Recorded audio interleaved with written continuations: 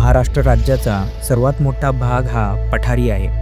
त्यालाच दख्खनचे पठार म्हटले जाते, ज्यात मराठवाडा, विदर्भ यांचा बहुतांश भाग तर खानदेश व पश्चिम महाराष्ट्राचा क्वचित भागांचा समावेश आहे. तर राज्याच्या पश्चिमेकडील बहुतांश भाग हा डोंगर रांगेने वेढलेला आहे. त्यालाच सह्याद्रीची पर्वतरांग असे संबोधले जाते.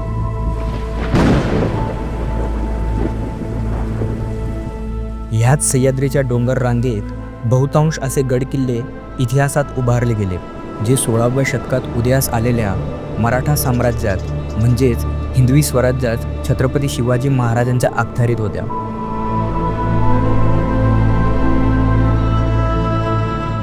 आजच्या पुणे, सातारा, रायगड, कोल्हापूर, नाशिक, मुंबई या भागात अनेक गडकिल्ले, घाटवाटा आपणास पाहावयास मिळतात व अशाच एका गडकिल्ल्यांची सफर आज आपण करणार आहोत. शिलाहार राजा भोज द्वितीय यांनी इसवी सन 1178 ते 1209 या कालावधीत बांधलेला हा गड साताऱ्यातील कोरेगाव तालुक्यात नांदगिरी गावाजवळ 3500 फूट उंचावर वसलेला आहे. गिरिदुर्ग प्रकारातील हा गड चढाईस खूप सोपा आहे, कारण सिंहगडप्रमाणेच या गडालाही प्रवेशद्वारापर्यंत वाहनाची सोय आहे. शिलाहारांच्या सापडलेल्या अनेक ताम्रपटावरून असे दिसते की शिलाहार राजांनी जैन समुदायांसाठी अनेक दानधर्म केले असावे व त्याची साक्ष आजच्या घडीला या गडावरील गुहेत असलेल्या पार्श्वनाथांच्या मूर्तीवरून सिद्धही होते. इसवी सन 1673 छत्रपती शिवाजी महाराजांनी सातारा व आजूबाजूचा प्रदेश जिंकून घेतला, जो पूर्वी आदिलशाहीकडे होता. त्यामध्ये ह्या गडाचा समावेश देखील होतो. पुढे हा गड पेशव्यांकडे गेला व इसवी सन 1818 जनरल प्रिझलरने हा गड जिंकून ब्रिटिशांच्या ताब्यात घेतला. थरारक अशी 40 ते 50 फूट लांब प्राचीन गुहा असलेला हा उत्तर दक्षिण पसरलेला गड पुण्यापासून 134 तर साताऱ्यापासून अवघ्या 23 किलोमीटर अंतरावर वसलेला आहे. नांदगिरीचा किल्ला म्हणून ओळखला जाणारा हा गड म्हणजे कल्याणगड.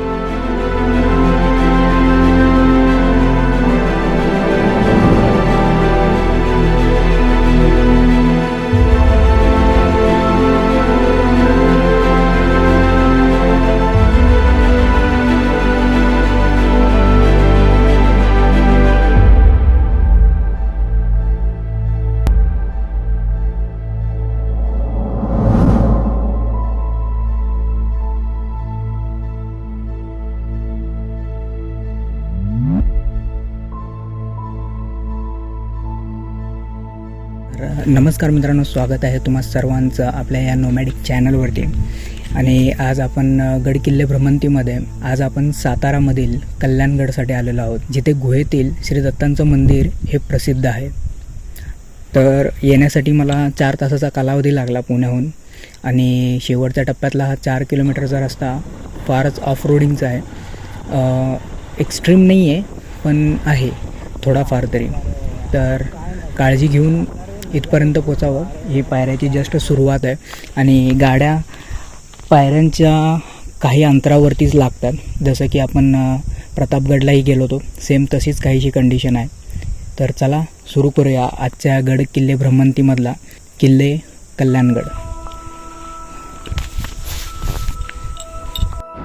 नेहमीप्रमाणे सकाळी अंदाजे 7 वाजता पुणे सोडलं व पुणे बँगलोर हायवेवरील चांदणी चौकापुढेच सूर्योदय पाहायला मिळाला.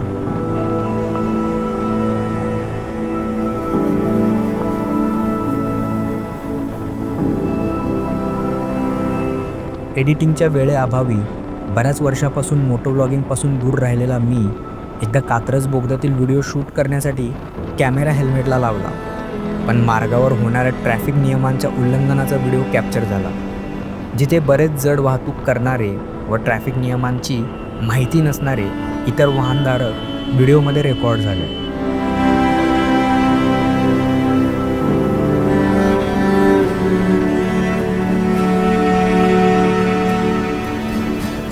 कधीकधी अजाणता बऱ्याच चुका माझ्याकडून देखील होतात, पण कात्रज बोगदा व नवले ब्रिज हा विषय फारच सेन्सिटिव्ह आहे. त्यामुळे थोडा वेळ येथे लागला तरी चालेल, पण स्वतःची व इतराची काळजी घेऊन येथे वाहन चालवणे हे आजच्या घडीला फार महत्त्वाचे आहे. आणि जर आपण पेशन्स हा शब्द आपल्या ड्रायव्हिंगच्या वेळेस समोर ठेवला की कसं पूर्ण प्रवास आरामदायक व आनंदपूर्वक होतो.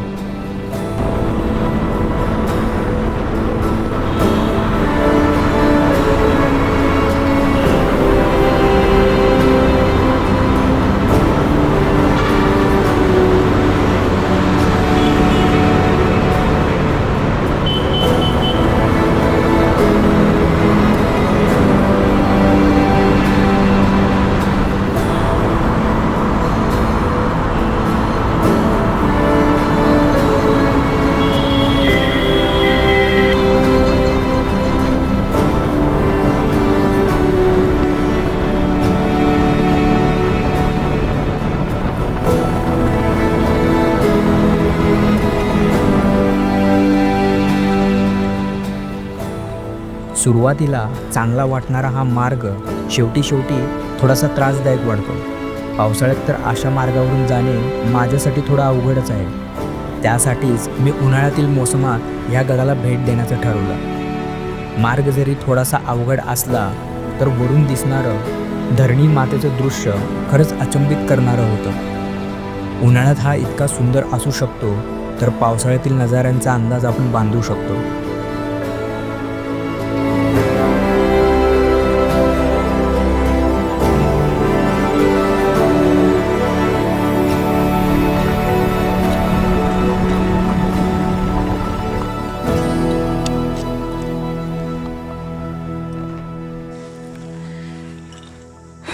तर मित्रांनो, अशा काहीशा या दुरुस्त केलेल्या पायऱ्या आहेत आणि सुरुवातीला तरी इथे बॅरिकेड दिसत आहेत, पण वरच्या भागात दिसत नाही आहे.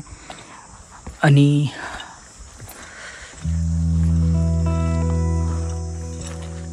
अक्षरशः 5 पावलानंतरच आपल्याला दिसतोय हा गडासाठीचा पहिला दरवाजा. गड पायथ्याशी आल्यानंतर काही पायऱ्या वर चढताच आपल्याला गडासाठीचा प्रथम महादरवाजा पाहावयास भेटतो. स्वराज्यातील इतर गड किल्ल्यांप्रमाणे येथे देखील दरवाजाच्या वरच्या भागात जंग्या पाहावयास मिळतात, तर आतील भागात दरवाजाची भक्कमता वाढवण्यासाठी मागील बाजूस लाकडी बांबू लावण्यासाठी असणारी दगडातील संकल्पना पाहावयास भेटते. दरवाजाच्या वरील भागामध्ये आपल्याला जंग्याची संकल्पना पण दिसते इकडे.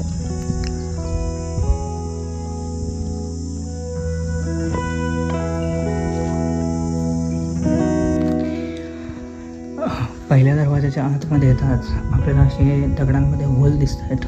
इकडेही आहे आणि इकडच्या बाजूसही आहे. तर हे दरवाजाच्या मागे लाकडी खुबा लावण्यासाठी, जेणेकरून बाहेरून दरवाजा खोलता येऊ नये त्यासाठी हे होल असायचे, ह्याच्यामध्ये दगड लावला जायचा. आणि इथे वरतीही आपल्याला असा कर्व असलेला दगड दिसतो आहे, ज्याच्यामध्ये लाकडी दरवाजा रोवला जायचा. खाली असायला पाहिजे शक्यतो, पण आता ते पूर्णपणे बुजून गेलेलं आहे. तर पहिल्या दरवाज्यातून वरती येताच जो उजव्या साईडचा मार्ग आहे तो जातो गडासाठी, आणि जो डाव्या साईडचा मार्ग आहे तो जातो मंदिरासाठी. तर आपण पहिल्यांदा वरती गड भ्रमंती करून येऊ आणि आल्यानंतर इकडे रेस्ट करू आणि मंदिराकडे जाऊन येऊ. तर आपण पहिला जाऊ गडाकडे. उन्हाळ्यातील गड भ्रमंतीमध्ये फारच दमछाक होते, त्यामुळे विसाव्यासाठी या मंदिराजवळील जागेपेक्षा उत्तम जागे भेटणे अशक्य असल्याकारणाने परतीच्या प्रवासात गुहेत जाण्याचं व विश्रांती करण्याचा पर्याय निवडला व निघालो गडमाथ्याच्या दिशेने.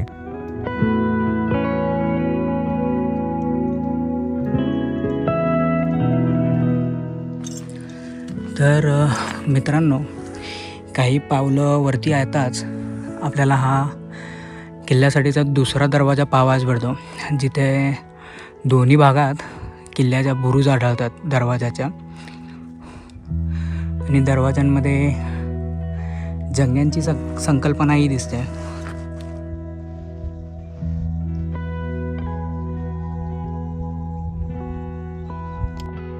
गडावरील हा दुसरा दरवाजा पहिल्या दरवाजानंतर जेमतेम 20 ते 25 पायऱ्यांमध्येच पाहावयास भेटतो. येथे बुरुजांमध्ये जंग्यांची संकल्पना पाहावयास मिळते व त्याचबरोबर किल्ल्यासाठीची तटबंदी देखील पाहावयास मिळते.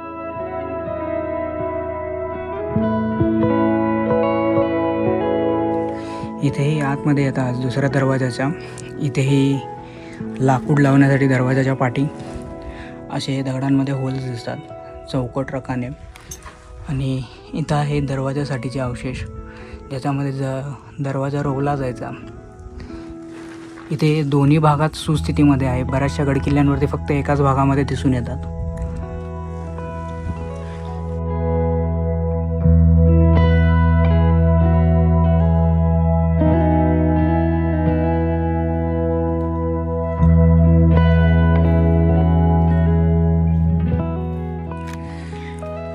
तर मित्रांनो, दुसऱ्या प्रवेशद्वारातून आपण वरती आल्यानंतर पूर्वी हा मार्गही होता, पण हा मार्ग का बंद केलेला आहे याच्याबद्दल मला काही कल्पना नाही आहे. पण असा एक यू टर्न घेऊन आपण असा फेरी मारून आपण किल्ल्याच्या वरील भागात असलेल्या या पहिल्या मंदिराकडे येतो, जे आहे बजरंगबलीचं.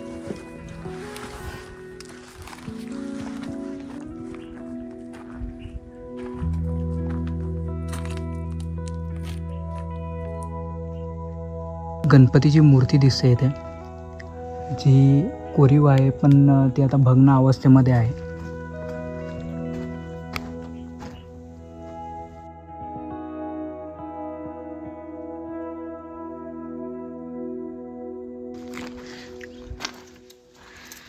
मंदिरांच्या ह्या पायऱ्यांवरती काहीतरी लिहिलेलं आहे असं मलाच वाटतंय की भास होतंय ह्याला, हे मला समजत नाही आहे.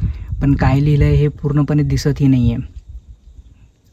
काळाच्या ओघात ते पूर्णपणे पुसट झालेलं आहे. तर हनुमान मंदिराचं दर्शन घेऊन आपण गडाच्या वरच्या भागात चाललेलो आहोत.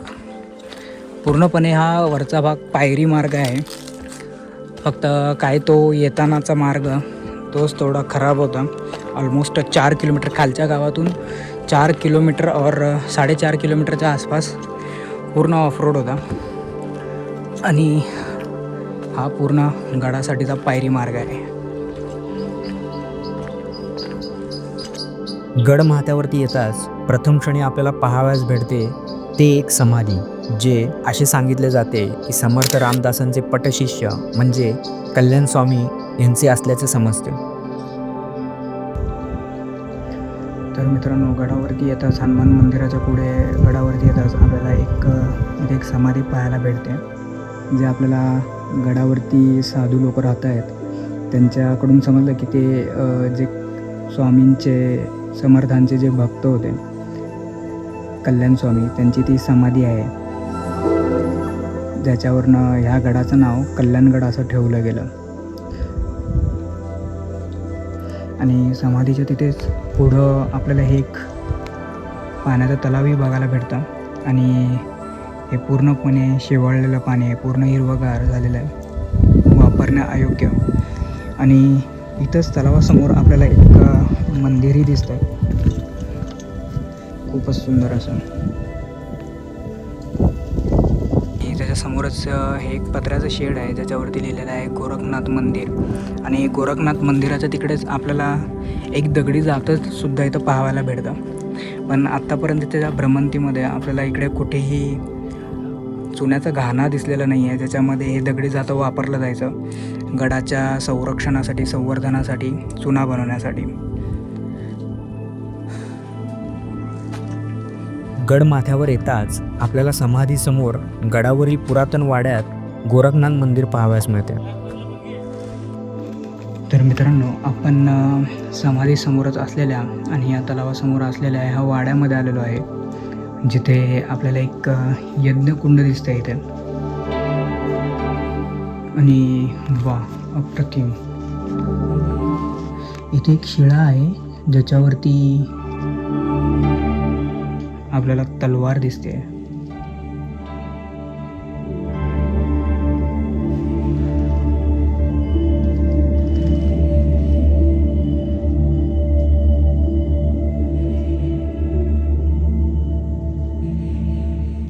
फार पुरातन अशी ही खोली आहे आणि खूप जपून ठेवलेली आहे असं म्हणायला हरकत नाही आहे. इथे देवड्याही दिसतात छोट्या छोट्या, ज्याच्यामध्ये मे बी पूर्वीच्या काळी मशाल वगैरे ठेवली जायची. आणि या पाण्याच्या तलावाच्या एक्झॅक्ट समोर आपल्याला हे एक देवीचं मंदिरसुद्धा दिसतं इकडे. तर मित्रांनो, हे सुद्धा पुरातन वाडे दिसत आहेत. त्यामध्ये एकच हे शिल्लक आहे, फक्त ह्याचा काय तो बेस दिसतो आहे फक्त, आणि हे सगळं ढासळलेल्या अवस्थेमध्ये. पुरातन वाड्याचे अवशेष आहेत हे सगळे. आता आपण माझ्या मते दक्षिणोत्तर हा गड आहे. तर आपण गडाच्या दक्षिण भागामध्ये आलेलो आहोत आता. आणि गडाच्या या दक्षिण भागामध्ये हा असा भला मोठा वृक्ष दिसतोय.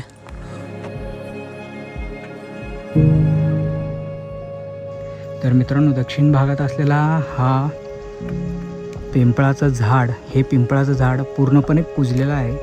त्यासाठी इथं येणं शक्यतो टाळलेलंच बरं आहे. तर आपण फटाफट इकडे काय आहे ते पाहून इकडून परतीचा मार्ग पकडू. दक्षिण भागामध्ये आल्यानंतर इथेही असे काही प्रकारची वास्तू दिसते. हे पूर्णपणे असं चौकोन बेस दिसतोय. तर हे काय आहे माहीत नाही आहे. इकडनं आपण पुढं जाऊया. असे काहीशी आपल्याला पायवाट तर दिसते, पण पुढं काय आहे की नाही आहे याची कल्पना नाही आहे काही. कारण ह्याचा मॅपसुद्धा अवेलेबल नव्हता गडासाठी. त्यांना इकडे गडावरती कोणता मॅप लावलेला आहे, जसं आपण वर्धनगडवरती पाहिलं होतं. आणि आपण शेवटचा गड जो व्हिजिट केला होता संतोषगड, त्यालाही मॅप आणि गडाचा इतिहास दर्शवलेला होता. तसं इथं कोणताही फलक वगैरे लावलेला नाही आहे इतिहासाबाबत किंवा नकाशा गडाचा. तर गडाच्या दक्षिण भागात आहोत आपण. आणि इथं मार्गामध्येच आपल्याला एक शिवपिंड पाहायला भेटते. आणि पूर्ण भल्या मोठ्या एका दगडामध्ये हे शिवपिंड कोरलेलं आहे.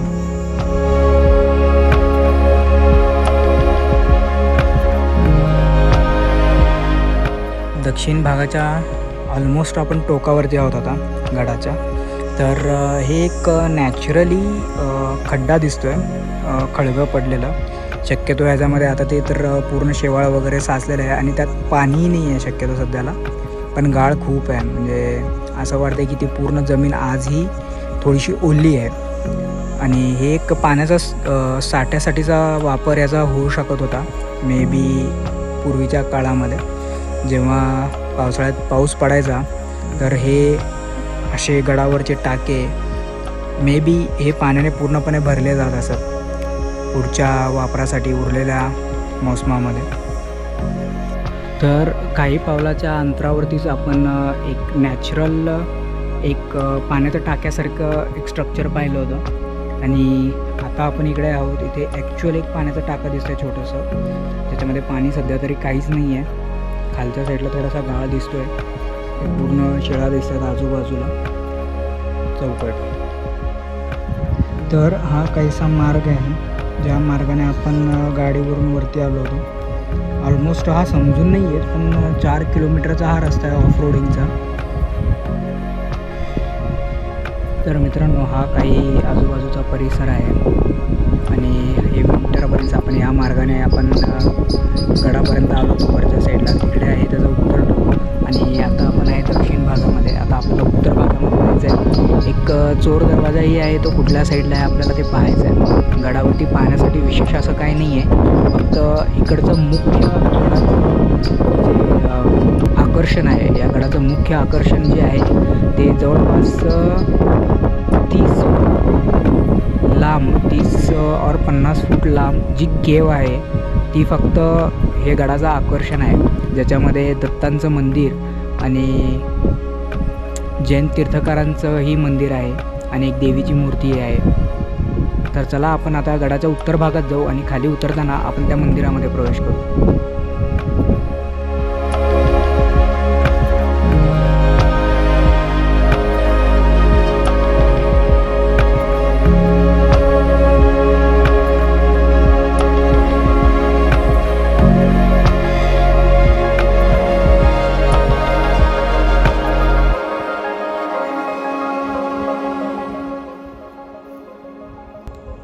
इथं आपल्याला इकडे एक गड दिसतो आहे जो सुळखा आहे तो, आणि त्याच्या पुढे इथं हा एक गड दिसतो आहे.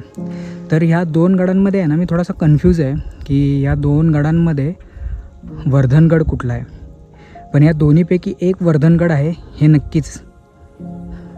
माझ्या मते हा मोठा जो आहे तोच वर्धनगड आहे, कारण आपल्याला घाटवाटाने थोडंसं वरती जावं लागतं आणि वर्धनगड एवढाही लहान नाही आहे असं मला वाटतं.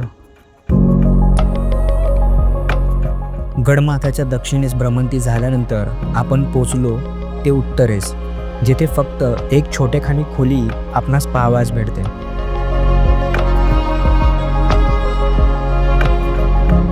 शेवटी परतीच्या प्रवासात ठरल्याप्रमाणे गुहेतील मंदिराकडे निघालो. सोबतीला येथे वास्तव्यास असणाऱ्या एका साधकांची साथ मिळाली, नाहीतर एकटे गुहेत जाणे थोडेसे भीतीदायकच होते.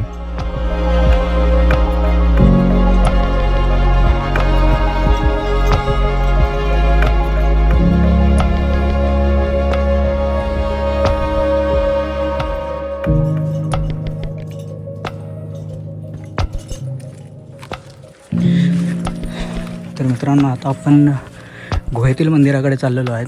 तर पूर्वी आपल्याला इकडे एक शिव मंदिर पाहायला भेटतं जे दगडांमध्ये कोरीव आहे.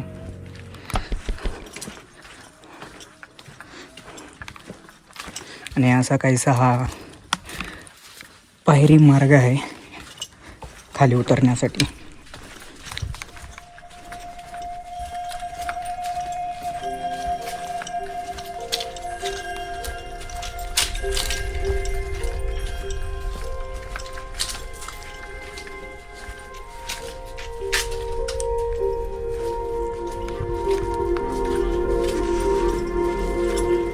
जवळपास 50 ते 60 फूट लांब पसरलेली ही गुहा खूपच थरारक आहे. सुरुवातीच्या व शेवटच्या टप्प्यात गुहेची उंची फारच लहान आहे, त्यामुळे येथे डोक्याची विशेष काळजी घेणे गरजेचे आहे व सोबतीला मोठा टॉर्च देखील ठेवणे गरजेचे आहे. पावसाळ्यात जवळपास छातीपर्यंत पाणी या गुहेत साचून असते, त्यामुळेच उन्हाळा हा मोसम येथे भेट देण्यासाठी योग्य. गुहेत आपल्याला श्री दत्तांचे मंदिर, अन्नपूर्णा देवी व जैन तीर्थकार पार्श्वनाथांचे मंदिर पाहावयास मिळते.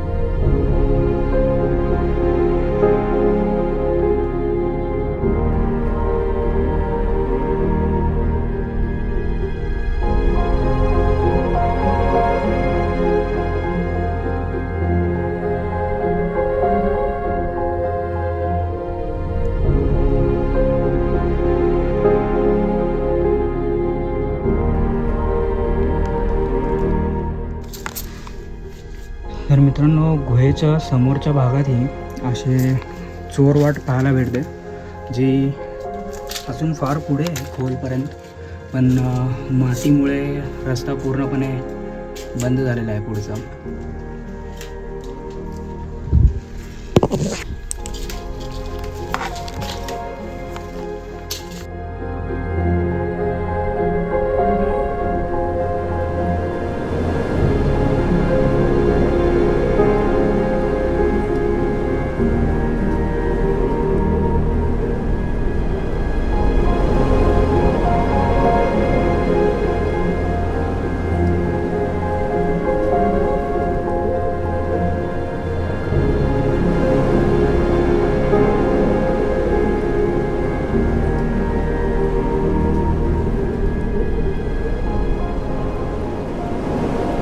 तर मित्रांनो, आजचा हा व्लॉग कसा वाटला आम्हाला कळवण्यास विसरू नका व व्हिडिओ आवडल्यास लाईक, शेअर आणि कॉमेंट करायला विसरू नका आणि असेच व्हिडिओ पाहण्यासाठी आमच्या चॅनलला सबस्क्राईब करायलाही विसरू नका.